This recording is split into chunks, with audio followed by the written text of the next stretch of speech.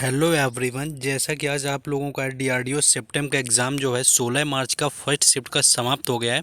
तो देखेंगे कि जो भी क्वेश्चंस मिल पाए उसका ओवरऑल यहाँ पर हम रिव्यू करने वाले हैं कि आज आपका क्या क्या इस शिफ्ट में पूछा गया है। तो चलिए शुरू करते हैं आपको बिना टाइम वेस्ट किए।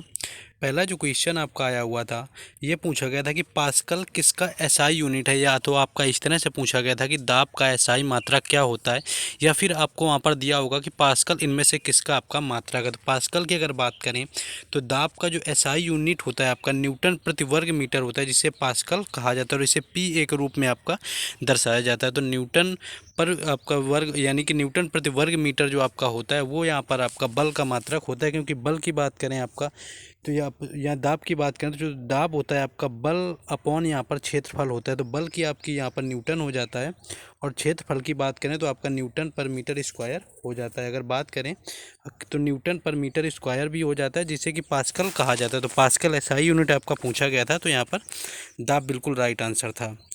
नेक्स्ट क्वेश्चन था आपका कि जो आपकी मैकेनिकल एनर्जी होती है यानी उसे इलेक्ट्रिक एनर्जी में कौन बदलता है। अगर इसकी बात करी जाए कि आपका जो यांत्रिक ऊर्जा होती है उसे आपका विद्युत ऊर्जा में किसके द्वारा परिवर्तित किया जाता है। तो इस टरबाइन से कोई विद्युत जनित्र यानी कि आपका जो आपका जनरेटर होता है यानी विद्युत जनित्र चलाकर इस यांत्रिक ऊर्जा को विद्युत ऊर्जा में बदला जा सकता है। इस विद्युत ऊर्जा से प्रकाश बल्ब जलाकर आपका प्रकाश ऊर्जा भी प्राप्त की जा सकती है। तो ये आपका क्वेश्चन पूछा गया था कि यांत्रिक ऊर्जा से विद्युत ऊर्जा आपकी किसके द्वारा आपकी परिवर्तित की जाती है। नेक्स्ट क्वेश्चन था आपका कि अम्ल में आपका कौन सा एसिड पाया जाता है। अगर अम्ल की बात करें कि आपका कौन सा यहाँ पर एसिड पाया जाता है, तो साइट्रिक अम्ल यहाँ पर हो जाएगा। एक दुर्बल आपका कार्बनिक अम्ल होता है जो कि नींबू, संतरे और अनेक खट्टे फलों में साइट्रिक अम्ल और इसके लवण पाए जाते हैं। तो साइट्रिक अम्ल पाया जाता है। अम्ल आपका अम्ल की बात करें जिसका पीएच मान आपका 7 से कम होता है, वो आपका अम्ल के अंतर्गत रखा जाता है।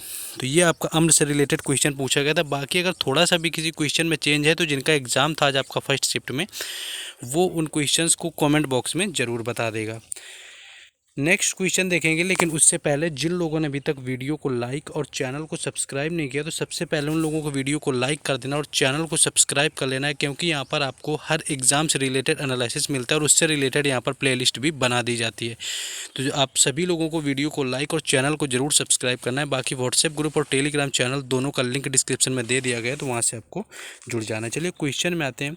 क्वेश्चन ये था कि आपका कारगिल 5140 पॉइंट के लीडरशिप कौन थे। तो कारगिल के द्रास सेक्टर पॉइंट के जो 5140 पहाड़ी को गन हिल का नाम दिया गया है, क्योंकि 26 जुलाई 1946 को भारतीय सेना ने लद्दाख में कारगिल की बर्फीली चोटियों पर पाकिस्तान सैनिकों के साथ लगभग 3 महीने की लंबी लड़ाई के बाद में घोषणा की थी, और इसे ही आपका ऑपरेशन विजय का नाम आपका दिया गया था। ऑपरेशन विजय आपका कहा गया था।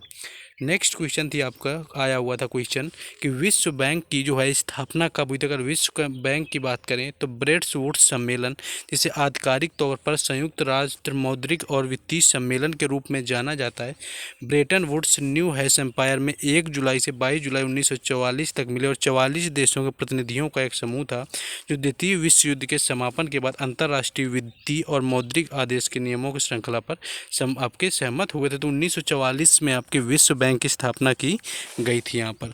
नेक्स्ट आगे हम लोग बढ़ेंगे कि आपका क्या क्वेश्चन आया हुआ था।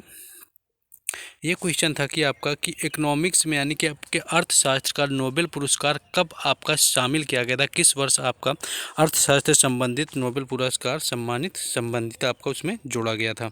तो अर्थशास्त्र की बात करें तो अर्थशास्त्र का नोबेल पुरस्कार 1968 में आपका स्थापित किया गया, लेकिन पहली बार आपका यह 1969 में दिया गया था। अर्थशास्त्र में जो पहला पुरस्कार है 1969 में रैगनर फ्रिस्क और जॉन टिनबर्गेन को आर्थिक प्रक्रिया के विश्लेषण के लिए गतिशील मॉडल विकसित करने और लागू करने के लिए प्रदान किया गया था।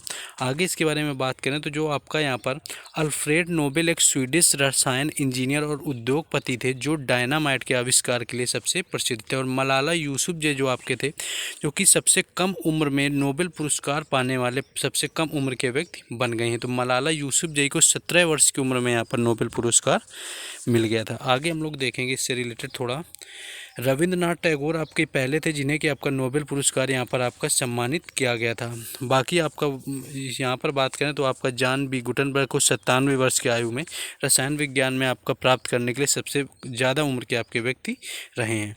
नेक्स्ट क्वेश्चन यहाँ पर था कि बांदीपुर राष्ट्रीय उद्यान कहाँ है। तो आपका बांदीपुर जो राष्ट्रीय उद्यान है 1974 में आपका स्थापित किया गया था, जो कि कर्नाटक राज्य में स्थित है। बांदीपुर राष्ट्रीय उद्यान आपका एक टाइगर रिजर्व है और कर्नाटक में भारत में सबसे ज़्यादा बाघों की आबादी, मध्य प्रदेश में भारत में सबसे ज़्यादा बाघों की आबादी है यहाँ पर। तो ये आपका बांदीपुर राष्ट्रीय उद्यान पूछा गया था, जो कि कर्नाटक में है। नेक्स्ट आपके केरल और कर्नाटक, तमिलनाडु, इससे सारे यहाँ पर राष्ट्रीय उद्यान आपके लिख दिए गए हैं। तो इसका डिटेल में PDF जानने के लिए आपको PDF दे दी जाती है, तो आपको उसमें पढ़ लेना है सारी अच्छे से आपको, क्योंकि नेशनल पार्क भी पूछे जाने लगे। नेक्स्ट आपका था कि सेकेंड CDS कौन है, यानी भारत के जो आपके चीफ ऑफ डिफेंस स्टाफ हैं वो दूसरे नंबर के किसे बनाए गए हैं। तो यहाँ पर रिटायर्ड यानी कि lieutenant general retired Anil Chauhan को नया चीफ ऑफ डिफेंस नियुक्त किया गया, यानी अनिल चौहान यहाँ पर राइट आंसर आपका हो गया था, जो कि नए यहाँ पर CDS रखे रह गए हैं। और जो बिपिन रावत की जगह इन्होंने ली है और देश के दूसरे CDS बने हुए हैं। इससे पहले जो थे वो बिपिन रावत थे, जो कि देश के पहले CDS के रूप में जाने गए थे। नेक्स्ट आपका क्वेश्चन था आपका कंसोलिडेटेड बजट का दूसरा नाम आपसे यहाँ पर कुछ पूछा गया था, जो कि एग्जैक्ट क्वेश्चन यहाँ पर नहीं समझ आया कि आपका क्या पूछा गया है। बाकी एक क्वेश्चन आपका ये था कि लाफ्टर डे आपका कब मनाया जाता है। अगर लाफ्टर डे की बात करें तो लाफ्टर डे आपका क्यों मनाया जाता है। तो वर्ल्ड लाफ्टर डे हर वर्ष मई के पहले रविवार को मनाया जाता है, यानी कि जो आपका मई होता है, मई आता है, उसके पहले संडे को लाफ्टर डे यहाँ पर मनाया जाता है। विश्व हास्य दिवस की शुरुआत आपकी 11 जनवरी 1998 से हुई थी और पहली बार जो विश्व आपका लाफ्टर डे है ये मुंबई में सेलिब्रेट किया गया था, यानी मुंबई में आपका मनाया गया था। तो ये क्वेश्चन आपका पूछा गया था। आगे अगर बाकी बात कर लेंगे कि आपका लेवल क्या रहा है, ये कुछ GK GS का था। बाकी इंग्लिश में आपका एक एक्टिव वॉइस आया हुआ था, यहाँ पर एक्टिव वॉइस जैसा कि आपका शिफ्ट में आ रहा है, एक आपका PQRS से था और लगभग आपके 6 से 8 क्वेश्चन से लेकर के 10 क्वेश्चन तक आपके इंग्लिश के दिए हुए थे। आपका पैसिव वॉइस भी था, जैसा बताया गया है हमें। पैसिव वॉइस थी आपका, एक डायरेक्ट इनडायरेक्ट भी आपका दिया हुआ था यहाँ पर, जो कि बताया गया था कि आपका इसमें आया हुआ है। साथ में आपका PQRS यानी कि पैरा जंबल भी यहाँ पर दिया गया था, एक PQRS आपका आया हुआ था। बाकी रीजनिंग और मैथ का वही लेवल ओवरऑल रह रहा है, जो कि 40+ क्वेश्चन आपके मैथ और रीजनिंग को मिलाकर पूछ लिए जा रहे हैं, जो कि सबसे ज़्यादा वेटेज है आपका कि इनमें से ही क्वेश्चन यहाँ पर आ रहा है। आपका परसेंटेज आ रहा है। बाकी टाइम एंड वर्क आया हुआ था। आपका CI और SI से 3 से 4 क्वेश्चन थे, जो कि काफ़ी आसान क्वेश्चन थे। बाकी आपका रेशियो से भी क्वेश्चन पूछा गया था, जो कि आपका आसान ही क्वेश्चन आया हुआ था यहाँ पर।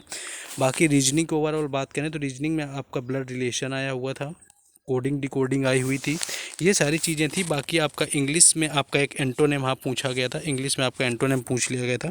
तो बाकी ओवरऑल जो लेवल ज़्यादा टफ नहीं था आपका, यही था। तो जिन लोगों ने अभी तक वीडियो को लाइक और चैनल को सब्सक्राइब ना किया तो उनसे इतनी रिक्वेस्ट है कि ज़रूर कर दें। बाकी आपको हर एग्ज़ाम का प्लेलिस्ट मिल जाएगा, वहाँ से जुड़ जाएँ। और व्हाट्सएप ग्रुप और टेलीग्राम चैनल दोनों का लिंक डिस्क्रिप्शन में। मिलते हैं नेक्स्ट वीडियो में। जय हिंद।